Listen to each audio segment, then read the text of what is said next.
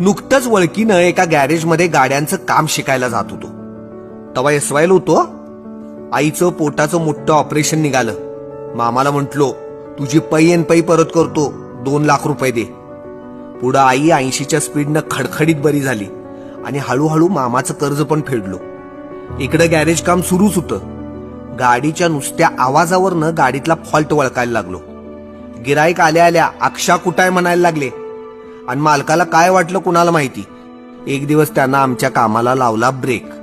मग काय बाहेर पडलो आणि बारका गाळा भाड्यानं घेऊन काम स्टार्ट केलो. खरं मालकामुळे आमच्या आयुष्याला किक स्टार्ट मिळाला. काम शिकलो, त्याला कधी विसरत नाही बघा. माझ्याकडे हातगुण होताच. हळूहळू काम पण वाढायला लागलं. अहो, जेवायला रात्री 11 11:30 व्हायचं. कष्टाचा ऍक्सिलेटर वाढवून काटकसरीचा ब्रेक लावून ह्यो अक्षय आज 2 गॅरेजचा मालक आहे. या काळ्या हातानं आयुष्याची दिवाळी केली बघा.